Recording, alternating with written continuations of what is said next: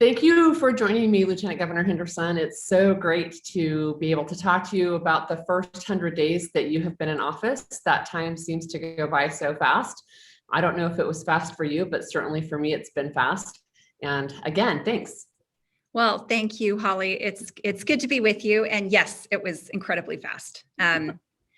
It in some ways it feels like I've been doing this forever, and in other ways it feels like just one big long day. So a lot has happened. So I wonder if you could just share with us some of the highlights for you over those first 100 days. Well, the thing that we got started in immediately right after we were sworn in was we really started focusing on our vaccine distribution, which honestly is the most important thing that we can be doing right now. That's the way we get back to normal. That's the way we stop the pandemic. That's the way we save people's lives.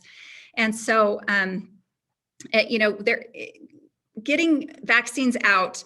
We all got vaccines right at the end of December. It was right before Christmas. And so between Christmas and New Year, I mean, it was just a really bad time to start rolling out the state's vaccine plan.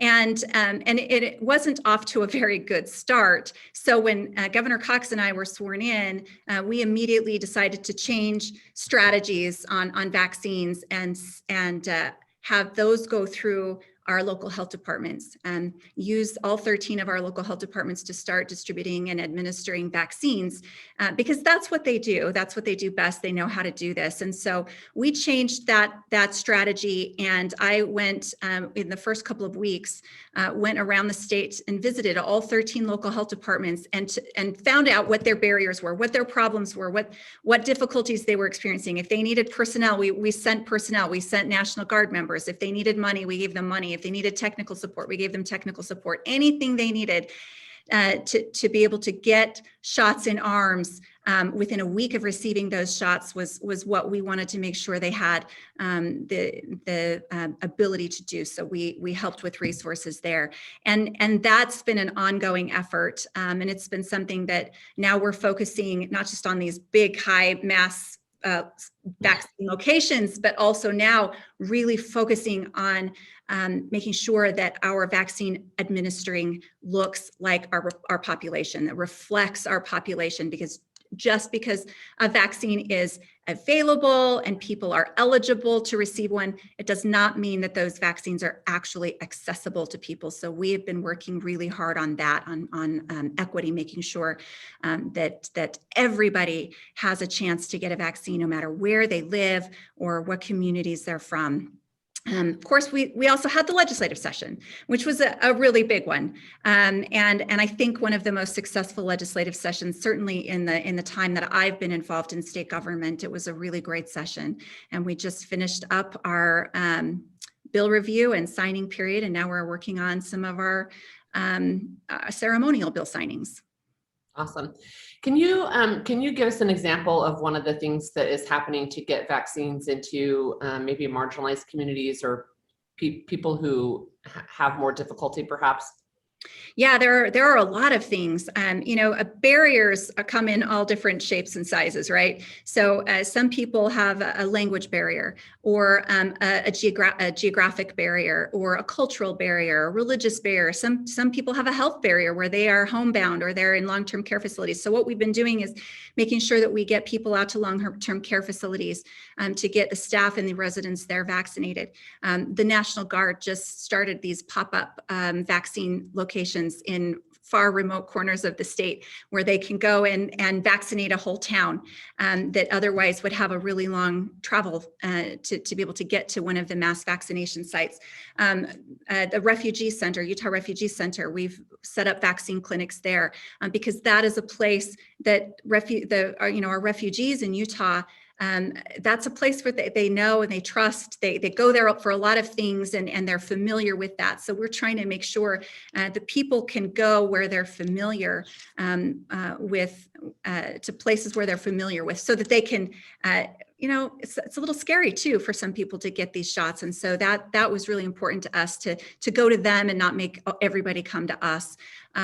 UTA is offering free transportation through the end of June for anybody who is going to get a vaccine. So that's another barrier that we're trying to remove is if you have a transportation barrier, if you don't have a way to get to your appointment, that you can ride on public transit for free.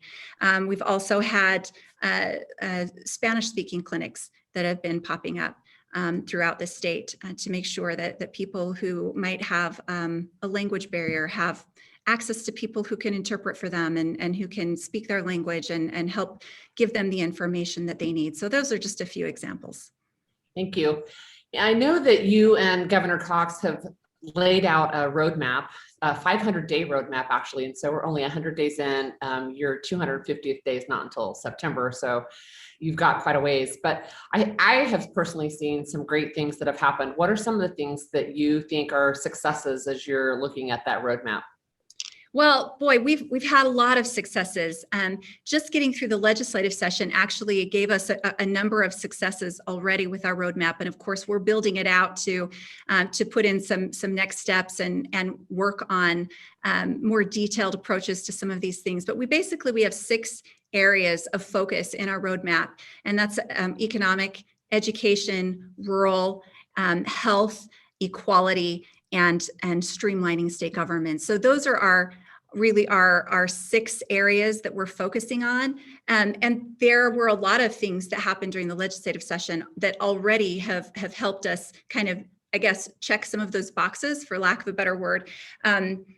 For example, this legislature passed a bill to repeal the Social Security tax for low-income earners, which was something that we were really supportive of and something that we wanted to do that fits in with our economic plank of our roadmap, and the $100 million worth of tax cuts that happened during this last legislative session fit in there.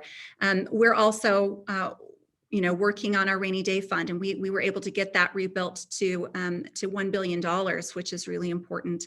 We're also hoping to get electric vehicle charging stations, and that wasn't funded this year, but we're working on a statewide plan to close those charging station gaps around the state so that people can drive electric vehicles all along the state and not have to worry about running out of juice.